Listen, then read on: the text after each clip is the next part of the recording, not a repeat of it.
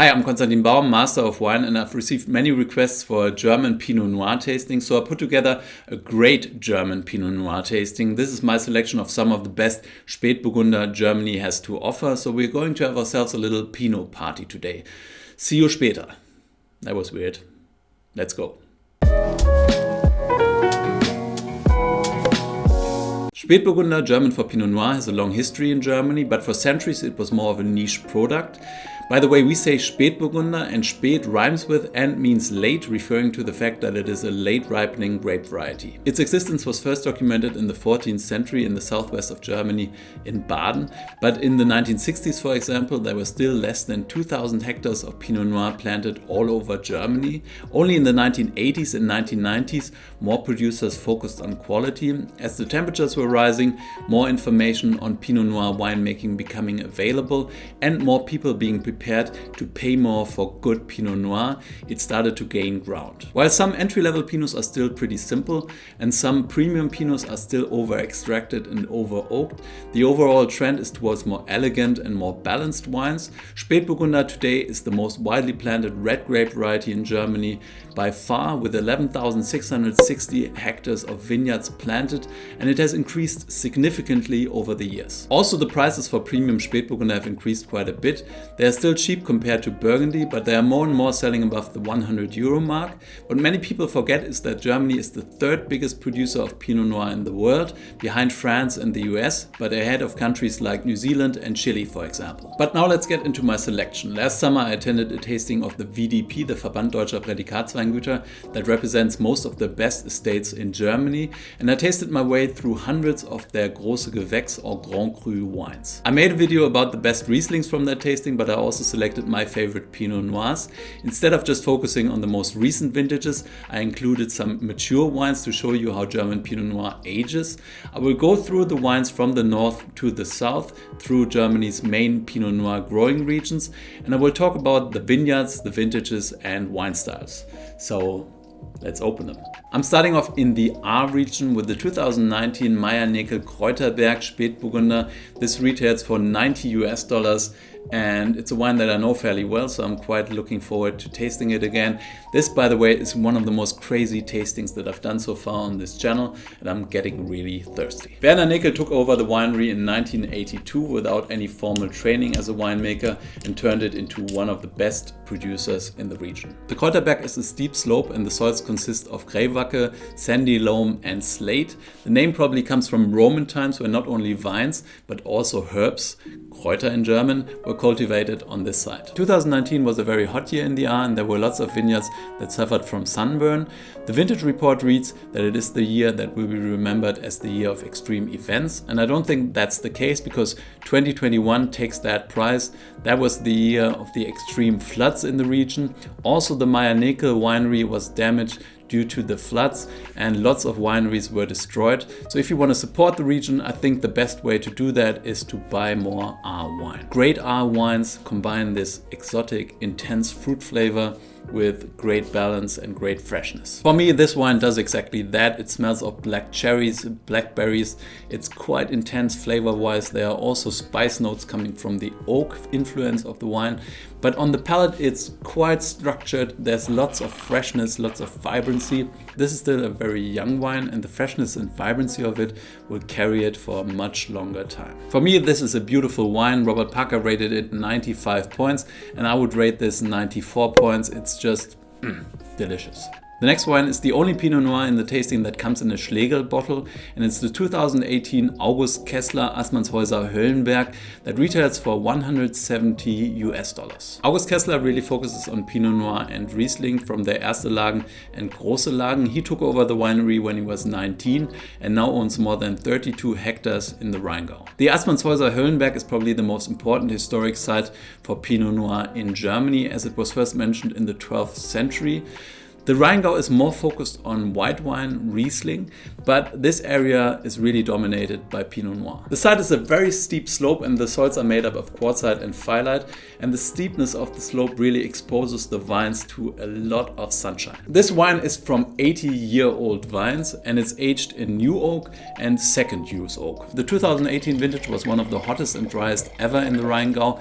There was almost no rainfall during summer and the harvest started 4 weeks earlier than normal. The wines were quite concentrated and rich, but also beautifully balanced if they were picked at the right time. This wine shows so much fruit, it's quite ripe and intense. The oak is really well integrated in the fruit, so it's mainly cherry flavors coming through and not so much the chocolatey oak flavors. On the palate, it's really round and rich. It's rounder and richer than the wine from the R from Meyer-Näkel. So it's really soft and velvety. The softness doesn't come from sugar, this is bone dry, but also from the alcohol. This has 14% of alcohol, which is becoming more and more common in German Pinot Noirs, and this gives it this velvety texture. This is delicious, a very generous Pinot Noir. This was rated 94 points by Robert Parker, and I would also give it 94 points. It's just beautiful. Next up is from one of Germany's few cult wineries, the 2019 Keller Westhof Morstein Spätburgunder Trocken Felix from the Rheinhessen region. If you can find this bottle anywhere, you'd pay around $800 for it. This wine is a special selection dedicated to the son of the owners. It comes from 74-year-old vines from the Laborn parcel at 230 meters altitude. They have very low yields, producing only 500 liters from this tiny parcel. The soil is blue clay on limestone, and they do virtually no de-leafing at all in the vineyard in order to shade the grapes as much as possible to allow them to ripen very slowly. They harvest by hand and destem by hand, only removing the core stem, leaving those little pieces attached to the berries intact, and then they punch down by foot.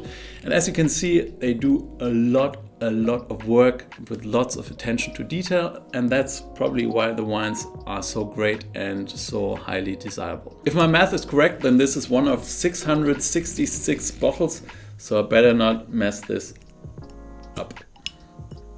Okay, this is a very special wine. It's super delicate. Color-wise, it's lighter than the previous wines, but the aromatic complexity, the intensity is enormous. There's so much going on in the glass. There's quite a lot of fresh fruit flavors, so you have strawberries and raspberries, but there's also this black tea and spice note that also comes from the stems, I believe.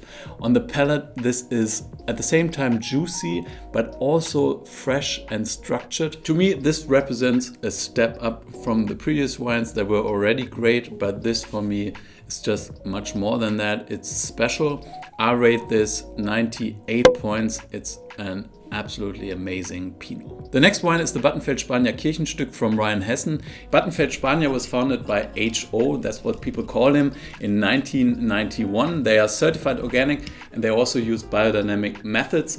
He is married to Caroline from Kühling-Gillot, another great winery in the region. The Kirchenstück vineyard was first mentioned in the 13th century and it was used by the church. The subsoil is limestone, the vines are pretty old, and the exposition is south to southwest. Battenfeld Spaniard don't add any chemicals to the wine apart from sulfites. They ferment spontaneously and they age the wines in 2-year-old French barriques. The wine is also quite light in color. It's not as dark as some of the previous wines. It's still very young and hasn't quite come together. It smells of blackberries. There's a little bit of raspberry flavor coming through as well. There's quite a lot of pepperiness, spiciness. The oak is still quite present there. On the palate, it's fresh and vibrant. It's quite long and not overpowering. The alcohol is actually fairly low at 12.5%. This is still a very young wine, and at this point I would rate this 92 points. It's beautiful, but it hasn't quite come together yet. The next one is the 2012 Friedrich Becker Heydenreich Pinot Noir from the PFALZ, and no, I haven't grown by a few meters. This is half a bottle. They started bottling their own wines in the 1970s. Before that, they were selling the grapes to a cooperative, and they've really established themselves as one of the top producers when it comes to Burgundian grape varieties. The Heydenreich vineyard is a monopole vineyard of the winery, and this is quite special because it's actually in France, in the Alsace region, but they're picking the grapes, taking them over the border and bringing them home to the winery, where they're allowed to make German wine out of those French grapes. This is just a quirk in the wine law. The vineyards used to belong to Germany, and after the Second World War they became part of France, and then the winemakers from that area were allowed to still make German wine out of those vineyards that historically were part of Germany. Got it? The soil here is clay and limestone, which is pretty typical for Pinot Noir.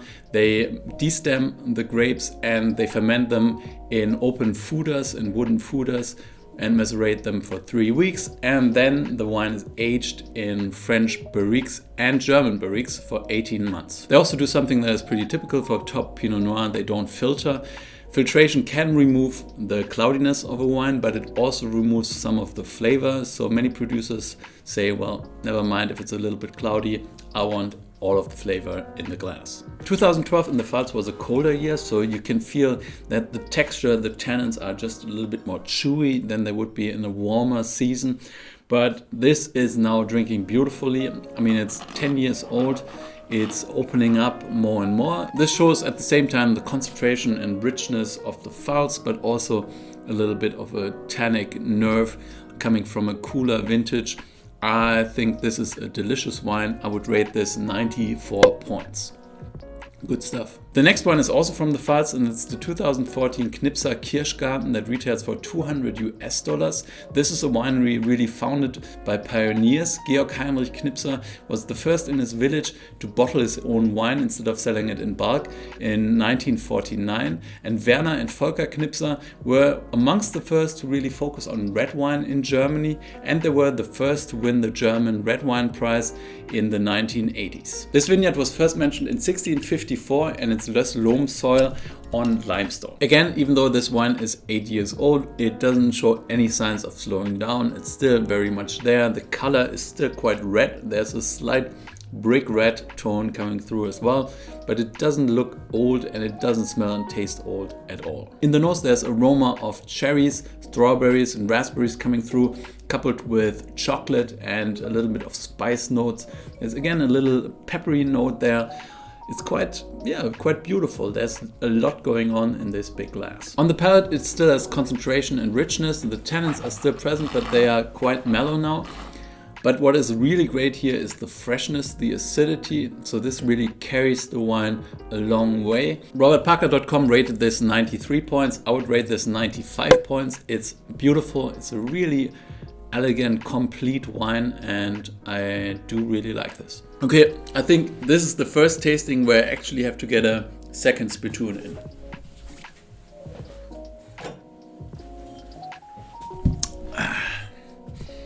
Let's continue. The next one is the oldest one in the tasting, the 2005 Fürst Centgrafenberg from Franken that retails for $110. The Fürst family have been in the wine business for centuries, but Paul and Monika Fürst took over the winery in 1979 and established a very strong focus on Burgundian style wines. Today Sebastian Fürst is in charge of the winery, and they are really, really great when it comes to Pinot Noir, other grape varieties as well, but Pinot Noir is definitely their specialty. The Centgrafenberg is one of the most famous vineyards in Franken. It's a steep slope on red sandstone soil.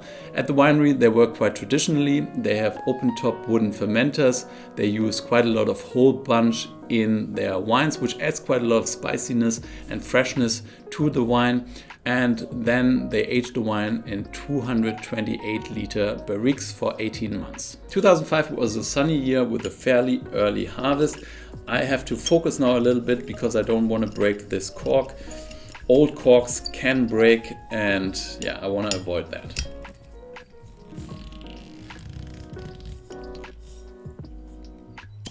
That was easy. That means good quality cork. In this wine we can see that the color has changed quite a bit. After 17 years it's going more towards the brown, which is absolutely typical for a wine at this age. In the nose you still have some fruit flavor, beautiful cherry flavors coming through, but there's also quite a lot of tertiary aromas coming through, aromas from the aging process. So there's a little bit of wood, there's a little bit of forest floor flavor, there's a little bit of mushroomy character as well. But there's also still quite a lot of fruit. So these weird flavors really give the wine additional complexity, which is quite nice. On the palate, it still has quite a bit of grip, so there's still presence of tannins. The freshness is absolutely there, so it's light and delicate. It's beautiful, it dances over my tongue. It's always amazing to taste aged wines, and this wine definitely shows how well Spätburgunder from Germany can age.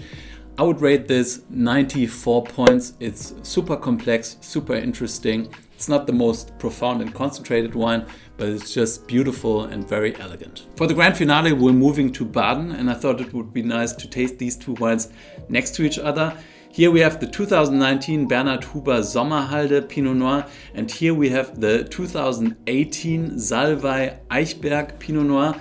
Two wines from the same region, pretty close to each other, but different styles, and yeah, let's taste them. Vineyards have been cultivated in Malterding for 700 years, but Bernhard Huber was an outstanding pioneer when it came to quality winemaking. Today, Julian is making the wines, his son, and they are, one of the most famous wineries in Germany when it comes to Pinot Noir and Chardonnay. The Sommerhalde is a site with a southwest exposition, and the vines grow on löss and shell limestone soils.